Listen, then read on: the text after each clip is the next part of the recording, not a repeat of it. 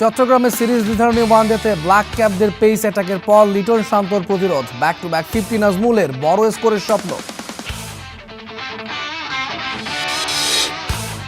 সরকারের ক্রীড়া কার্ড থেকে বঞ্চিত আন্তর্জাতিক সাফল্য এনে দেয়া দুই অ্যাথলিট, অর্থ নয় স্বীকৃতি চান আরাফাত ও সুরকৃষ্ণ। আর্সেনালকে টপকে প্রিমিয়ার লিগ টেবিলের শীর্ষে ম্যান সিটি, লা লিগায় শিরোপার আরও কাছে বার্সেলোনা।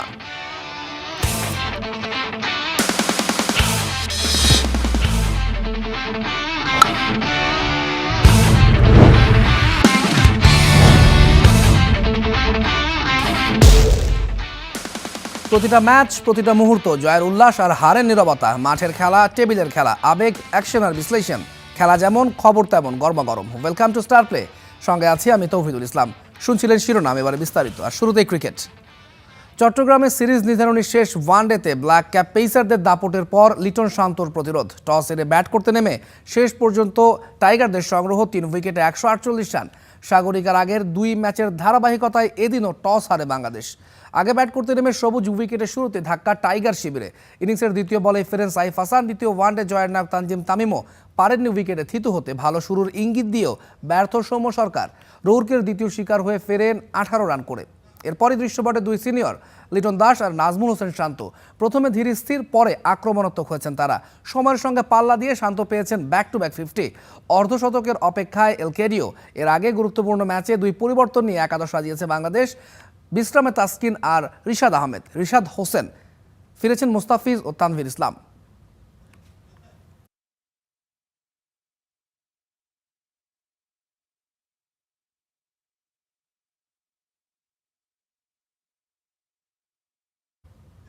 চট্টগ্রামে রয়েছেন রিপোর্টার রেদওয়ান শাওন। ম্যাচের সবশেষ খবর জানতে যুক্ত হব তার সঙ্গে। রেদওয়ান, নিশ্চয়ই শুনতে পাচ্ছেন আমাকে। চট্টগ্রামেও অনেক গরম দেখা যাচ্ছে। সকাল সকাল উইকেটের ভালো একটা সুবিধা পেয়েছে নিউজিল্যান্ডের বোলাররা। 3টা উইকেটও বাংলাদেশ আর্লি হারিয়েছিল। সেখান থেকে যে কামব্যাকটা তারা দিয়েছে, এখান থেকে স্কোরটা কত হলে এই উইকেটের বিবেচনায় আপনার কাছে মনে হয় যে কিছুটা সুবিধা পাবে বাংলাদেশের বোলাররা? যেটা বলছিলেন সকালবেলার যে আসলে চট্টগ্রামের উইকেটের যে নেচার, প্রথম দিকে পেসাররা সুইং পায়, এক্সট্রা বাউন্স পায়, বলের মধ্যে একটা মোশন থাকে, সেটাই কিন্তু কাজে লাগিয়েছে। তারা টস জিতে বাংলাদেশকে প্রথমে ব্যাটিংয়ে পাঠিয়েছে এবং প্রথম 10 ওভারটা হয় ক্রুশাল এবং এই 10 ওভারেই কিন্তু বাংলাদেশের যেই 3জন টপ অর্ডার ব্যাটার তারাই কিন্তু আসলে পরাস্ত হয়েছে। আর একজন উইলের বলেই আসলে 3টা উইকেট নিয়েছেন তিনি, তাকেও একটা কৃতিত্ব দিতে হয়। কিন্তু আমাদের আউটের ধরনগুলো যদি দেখেন, আসলে এজ হয়েছে যে 2টা আউট, তানজিদ তামিম এবং সৌম্য সরকার দুজনেরই এজ হয়েছে। অর্থাৎ তারা বলের যে লাইন, সে লাইনটাই পড়তে পারছিল না। এখানে যেহেতু বাতাস রয়েছে, সাগর পাড়ের পাশেই স্টেডিয়াম, বাতাসের কারণে বলের এক্সট্রা মুভমেন্টটা ছিল এবং এই কারণেই কিন্তু ব্যাটাররা পরাস্ত হয়েছে। কিন্তু তারপরে শান্ত আর লিটন যে জুটিটা করেছে, আসলে 110 রানের মতো হয়ে গিয়েছে সম্ভবত, আমি যদি এখন ভুল না করি। প্রায় 32 ওভারের খেলা শেষে রান 148-49-এর মতো, যেখানে দুজনেই 50 রান করেছেন। এই পার্টনারশিপটা কিন্তু অনেক ক্রুশাল ছিল।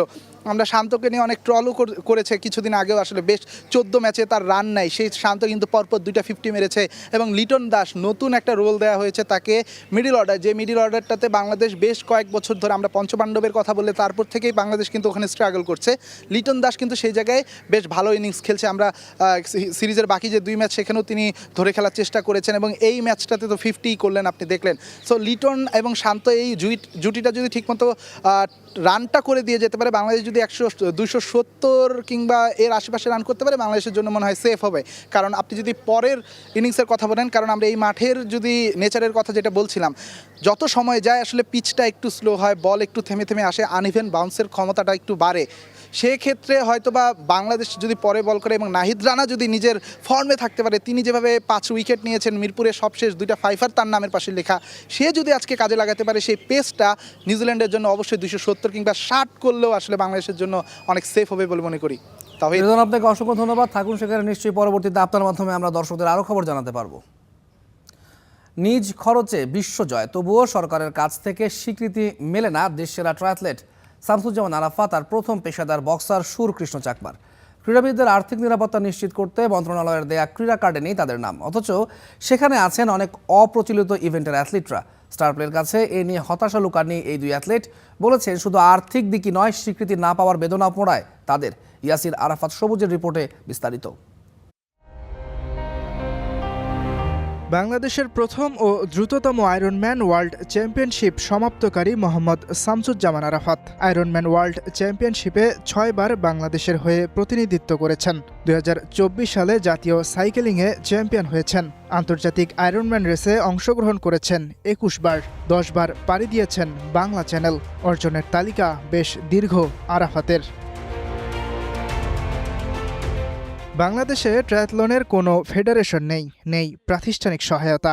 তবুও নিজের খরচে নিজের চেষ্টায় আরাফাত দেশের পতাকা উড়িয়েছেন বিশ্বমঞ্চে। দৌড়াতে আমার কাছে মনে হলো যে একটা জুতা কিনতে হবে। তো এই রানিং শুগুলোর অনেক দাম।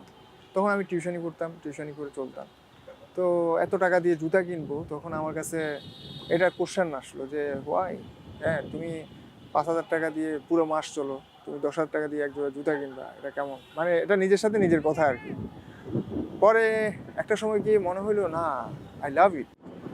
সম্প্রতি দেশের অ্যাথলেটদের আর্থিক নিরাপত্তা নিশ্চিত করতে যুব ও ক্রীড়া মন্ত্রণালয় 300 জন অ্যাথলেটকে ক্রীড়া কার্ডের অন্তর্ভুক্ত করেছে। এই তালিকায় ট্রায়াথলন থেকে মোসাম্মদ ফেরদৌসী আক্তার মারিয়ার নাম থাকলেও জায়গা পাননি এই ডিসিপ্লিনের দেশসেরা অ্যাথলেট আরাফাত।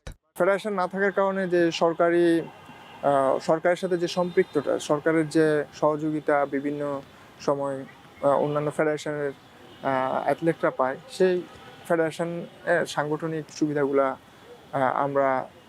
আমাদের পাওয়া হচ্ছে না, যার জন্য আমাদের একটু ডিফিকাল্টি ফেস করতে হয়। ধরেন প্রশাসনিক অনেক কিছু আছে, যেমন আমাদের যাইতে হয়, ছুটির ব্যাপার, ভিসা রিলেটেড ইস্যু। তো যখন একটা সংগঠন থাকবে এটা অনেক ইজিয়ার। ক্রীড়া কার্ড না পাওয়ায় হতাশ বাংলাদেশের প্রথম পেশাদার বক্সার সুরকৃষ্ণ চাকমা। 2023 সালে প্রথম বাংলাদেশি পেশাদার বক্সার হিসেবে আন্তর্জাতিক মেডেল জেতার কীর্তি আছে তার। 10টি পেশাদার লড়াইয়ের 8টিতেই পদক জিতেছেন তিনি। প্রফেশনাল বক্সিং বাংলাদেশে এখনো আমরা দীর্ঘদিন করে যাচ্ছি, বা অ্যামেচার বক্সিংয়েও আমার একটা দীর্ঘ হিস্ট্রি আছে। বাংলাদেশে আনবিটেন চ্যাম্পিয়ন ছিলাম, প্লাস দেশকে কমনওয়েলথ গেমসের মতো জায়গায় রিপ্রেজেন্ট করেছি দুইবার। দেন হচ্ছে সাউথ এশিয়ান গেমসে মেডেল আছে।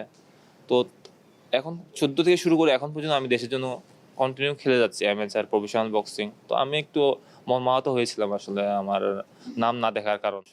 দেশের জন্য নিঃস্বার্থভাবে কাজ করে যাওয়া কৃষ্ণর চাওয়া অর্থ নয়, স্বীকৃতিটাই বেশি গুরুত্বপূর্ণ। সিস্টেমেটিক ভাবে। ইয়াসির আরাফাত, সবুজ, স্টার নিউজ, ঢাকা। রাজন্যের শহর নাটোরের প্রত্যন্ত একটি গ্রাম ধরাইল। ইতিহাস ঐতিহ্যে সমৃদ্ধ সবুজ ছায়াঘেরা গ্রামটি হকির গ্রাম নামে পরিচিত। 1 দশকের ব্যবধানে এই গ্রাম থেকে উঠে এসেছে দেশসেরা একাধিক হকি তারকা। দেশজুড়ে নাটোরের এই হকি গ্রামের সুনাম থাকলেও অবহেলা আর অসহযোগিতায় করুণ চিত্র এই গ্রামের ক্ষুদে হকি খেলোয়াড়দের। ভালো হকি স্টিক, জার্সি, জুতা না থাকলেও অনুশীলন থেমে নেই ছোট স্বপ্নবাজদের। একটু সহযোগিতা বদলে দিতে পারে সবকিছু বলে দাবি গ্রামবাসীর। নাটোর থেকে তরিকুল ইসলামের পাঠানো তথ্য চিত্রে ডেস্ক রিপোর্ট। সবুজের আলিঙ্গনে ঘেরা শান্ত গ্রাম ধরাইল নাটোর সদর থেকে খানিকটা দূরে, যেখানে সোনালী ধানক্ষেত আর নারকেল সুপারির সারি মিলেমিশে এক অপূর্ব প্রকৃতির চিত্র এঁকে রেখেছে। পুরনো ইটের দেয়াল আর খিলান যেন এখনো গল্প বলে যায় অতীতের জৌলসের। এই গ্রামের আরেকটি পরিচয় লুকিয়ে আছে তার খেলোয়াড়দের মধ্যে। ছোট্ট এই গ্রামটাকে সবাই চেনে হকির গ্রাম হিসেবে। বিকেল যখন নামে তখন ধরাইল মাঠে শুরু হয় এক অন্যরকম জীবন। সূর্যের লাল আভা যখন ধান ক্ষেতের উপর ছড়িয়ে পড়ে তখন দেখা যায় ছোট ছোট পায়ের ছাপ। কারো হাতে ভালো মানের হকি স্টিক নেই, জার্সি নেই, জুতাও নেই, কিন্তু তাদের চোখে স্বপ্ন আছে, পায়ে আছে অদম্য উৎসাহ। খালি পায়ে ভাঙা স্টিক নিয়ে মাটির মাঠে তারা অনুশীলন করে সন্ধ্যা পর্যন্ত। ঘামে ভেজা শরীর, ধুলোমাখা মুখ আর হাসিতে ভরা চোখ নিয়ে তারা ছুটে বেড়ায়।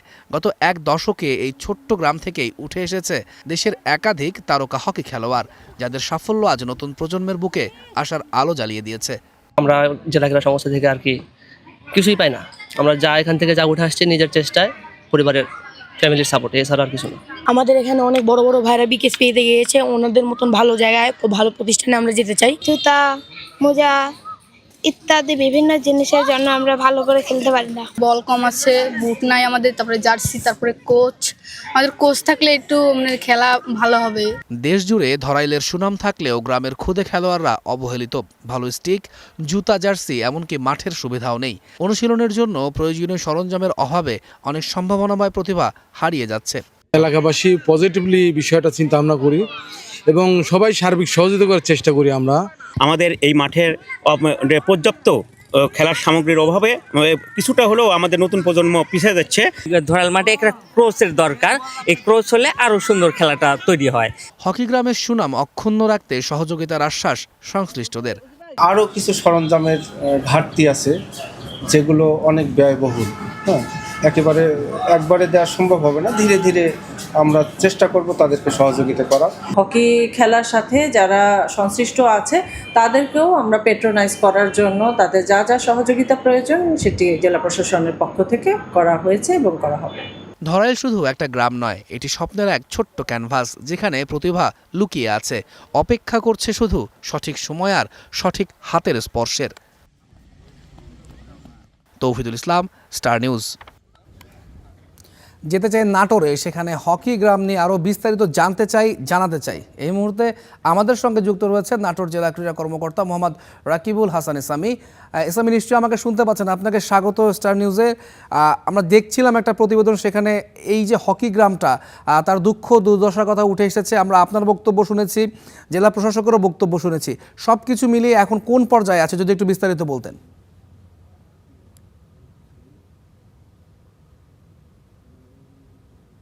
ধন্যবাদ আপনাকে। আসলে নাটোরের ধরাইলে দীর্ঘদিন যাবৎ হকির প্রশিক্ষণ দিয়ে আসছিলেন এবং ওখান থেকে বাংলাদেশের জাতীয় পর্যায় পর্যন্ত অনেকেই প্রতিনিধিত্ব করেছেন। আসলে হকি একটা ব্যয়বহুল খেলা, এখানে সরঞ্জামের জন্য অনেক একটা খরচের ব্যাপার রয়েছে, যেটা প্রত্যন্ত গ্রাম অঞ্চল থেকে ব্যয় বহন করা দুঃসাধ্য ব্যাপারই বলা চলে। তো সেক্ষেত্রে আমরা যতটুকু সম্ভব আমাদের তরফ থেকে আমরা চেষ্টা করে যাচ্ছি এবং আমাদের জেলা প্রশাসক মহোদয় স্যার উনি অলরেডি তাদেরকে কিছু সরঞ্জামও দিয়েছেন এবং আশ্বস্ত করেছেন যে পরবর্তীতে আরো সাহায্য সহযোগিতা করবেন। এবং আমরা দেখেছি সেখান থেকে চাঁদ, তৈবুর, শিমুল সহ অনেকেই অনূর্ধ্ব 20-21 দলে বাংলাদেশের হয়ে প্রতিনিধিত্ব করেছেন। আর আরেকটি বিষয় আপনারা জানেন, নাটোরের কৃতি সন্তান সারোয়ার হোসেন, যিনি বাংলাদেশ ন্যাশনাল দলের হকিতে বাংলাদেশের প্রতিনিধিত্ব করেছেন এবং অধিনায়কের দায়িত্ব পালন করেছেন। তো সর্বোপরি আসলে বাংলাদেশের প্রত্যন্ত গ্রাম অঞ্চলে এভাবে হকি খেলাটা হয় না, যেটা নাটোরের ধরাইলে অনুষ্ঠিত হয়।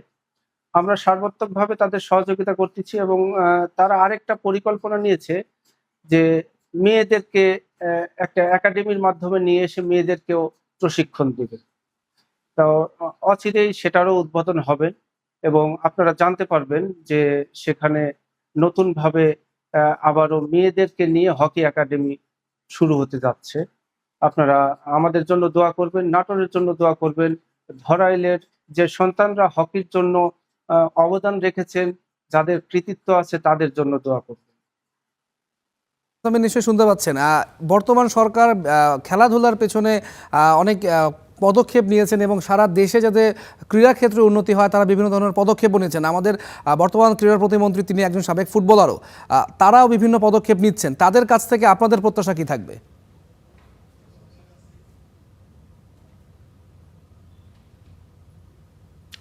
না, অবশ্যই বর্তমান সরকার ক্রীড়া বান্ধব সরকার আমি বলবো। আর আমাদের বর্তমান যিনি প্রতিমন্ত্রী মহোদয় আছেন, উনি তো অত্যন্ত দক্ষ এবং ক্রীড়া সংগঠক, যিনি নিজেও বাংলাদেশ জাতীয় দলের হয়ে নেতৃত্ব দিয়েছেন দীর্ঘদিন যাবৎ। আসলে আমরা এবছরে এই নতুন সরকারে একজন দক্ষ ক্রীড়া প্রতিমন্ত্রী পেয়েছি, যেটা আমরা হয়তো বিগত সময়গুলোতে এত দক্ষ কাউকে পাইনি। তো আমি অবশ্যই তার জন্য দোয়া করব এবং আমাদের প্রতিমন্ত্রী মহোদয়ের যে পরিকল্পনা আছে ক্রীড়া নিয়ে, তাতে আমি আশাবাদী এবং বিশ্বাস করি বাংলাদেশ ক্রীড়া ক্ষেত্রে অনেক অনেক দূরে এগিয়ে যাবে।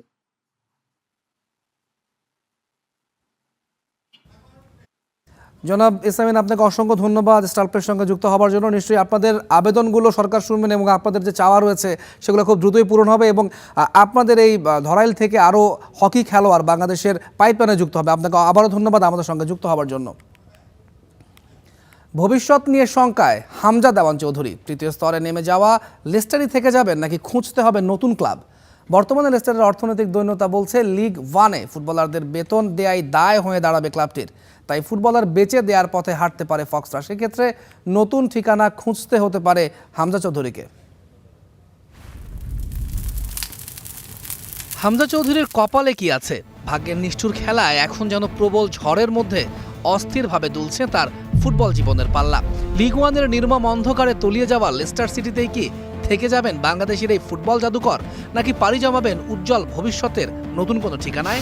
ইংলিশ মিডিয়ায় গুঞ্জনের ঝড় বইছে। কেউ বলছে নতুন ঠিকানা খুঁজছেন হামজা, আবার কেউ জোর দিয়ে বলছেন লেস্টারেই থাকছে তার আশ্রয়। প্রশ্নটা কিন্তু ঘুরে ফিরে একই জায়গায় এসে থামে। চাইলেও কি ফক্সদের শিবিরে টিকে থাকতে পারবেন বাংলাদেশ ফুটবলের চেহারা বদলে দেওয়া এই অসাধারণ মিডফিল্ডার? প্রিমিয়ার লিগ জয়ের ঠিক 10 বছর পর 2 ম্যাচ বাকি থাকতেই ইংল্যান্ডের ফুটবলের দ্বিতীয় স্তর চ্যাম্পিয়নশিপ থেকে তৃতীয় স্তর লিগ ওয়ানে অবনমিত হয়েছে লেস্টার সিটি। 24 দলের লিগে 44 ম্যাচে মাত্র 42 পয়েন্ট নিয়ে টেবিলের 23 নম্বরে থেকে এই অপমানজনক অবনমন মেনে নিতে হচ্ছে দ্য ফক্সদের। বাকি 2 ম্যাচ জিতলেও রেলিগেশন জোন থেকে বের হওয়া সম্ভব না।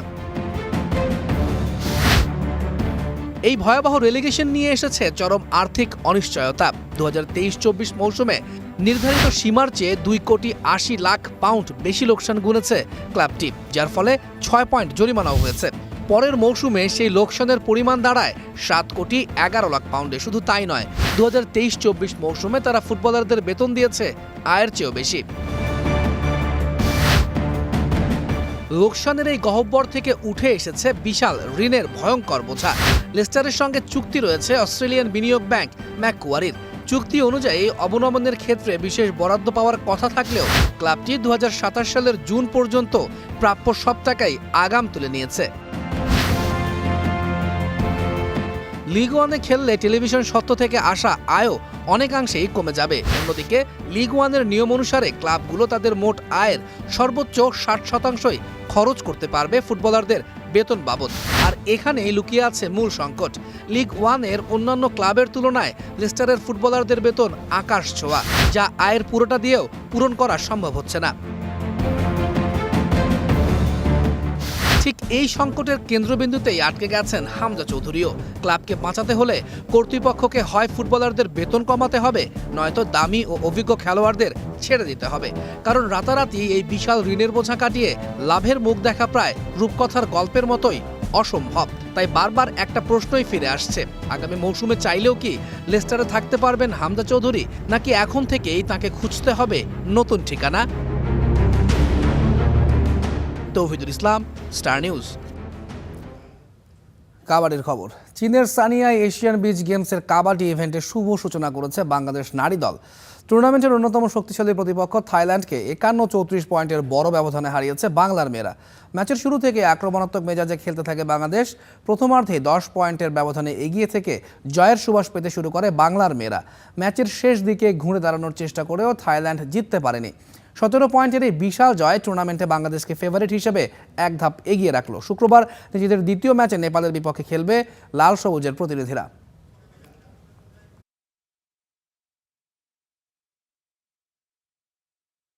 ইংলিশ প্রিমিয়ার লিগে আর্সেনালকে টপকে শীর্ষে উঠল ম্যানচেস্টার সিটি। বুধবার রাতে বার্নলির মাঠে 1-0 গোলের জয় পেয়েছে পেপ গার্দিওলার দল। এ জয়ে লিগের লাগামটা নিজেদের হাতেই রাখল সিটিজেনরা। লা লিগায় ক্যাম্প নিউতে সেল্তা ভিগোকে 1-0 গোলে হারিয়ে রিয়ালের চেয়ে 9 পয়েন্ট এগিয়ে থাকলো বার্সেলোনা। 10 এপ্রিলও ম্যানচেস্টার সিটির চেয়ে 9 পয়েন্ট এগিয়ে ছিল আর্সেনাল। 12 দিন কোনো পয়েন্ট তুলতে পারেনি মিকেল আর্তেতার দল। অন্যদিকে এই সময়ে 9 পয়েন্ট সংগ্রহ করে ম্যানচেস্টার সিটি। আর তাতেই মৌসুমের শেষ দিকে এসে লিগের লাগামটা উঠল পেপ গার্দিওলার দলের হাতে। মৌসুমের প্রায় পুরোটা সময় টেবিলের টপেই ছিল আর্সেনাল। অন্যদিকে ম্যান সিটি কেবল লিগ শুরুর প্রথম দিন ছিল টেবিলের 1 নম্বরে। 33 ম্যাচ শেষে ঘুরে গেল পাশার দান। দুই দলের হাতেই আছে আর 5টি করে ম্যাচ। শীর্ষে ওঠার লড়াইয়ে ম্যানচেস্টার সিটির প্রতিপক্ষ ছিল টেবিলের তলানির দল বার্নলি। প্রতিপক্ষ দুর্বল, তবে উপলক্ষ্য ছিল শীর্ষে ওঠার। তাই ম্যান সিটির জন্য ম্যাচটা ছিল বিশেষ কিছু। এমন ম্যাচে মাত্র 5 মিনিটে আর্লিং হাল্যান্ডের একক নৈপুণ্যে এগিয়ে যায় ম্যান সিটি। তবে ম্যাচের বাকি সময়টাতে লিড বড় করতে পারেনি ম্যানচেস্টারের দলটি। এই পরাজয়ে প্রিমিয়ার লিগ থেকে অবনমন নিশ্চিত হয়েছে বার্নলির। লা লিগায় শিরোপার দৌড়ে আরও এক ধাপ এগিয়ে গেল বার্সেলোনা। সেল্তা ভিগোকে হারিয়ে রিয়াল মাদ্রিদের চেয়ে এগিয়ে গেল 9 পয়েন্ট। নিজেদের মাঠে বার্সেলোনার হয়ে একমাত্র গোলটি আসে লামিনে ইয়ামালের কাছ থেকে। তবে 40 মিনিটে পেনাল্টি থেকে গোলটি করার পরপরই চোট পেয়ে মাঠ ছাড়েন স্প্যানিশ তারকা। এরপর খেলা বন্ধ থাকে বেশ কিছুক্ষণ সময়, কারণ গ্যালারিতে অসুস্থ হয়ে পড়েছিলেন এক দর্শক। 32 ম্যাচে 27 জয় ও 1 ড্রয়ে বার্সেলোনার পয়েন্ট হলো 82। সমান ম্যাচে 23 জয় নিয়ে টেবিলের 2-এ থাকা রিয়াল মাদ্রিদের পয়েন্ট 73। ইয়াসির আরাফাত সবুজ, স্টার নিউজ। আজকে খেলাও থামবে না, খবরও না। স্টার প্লের সঙ্গেই থাকুন।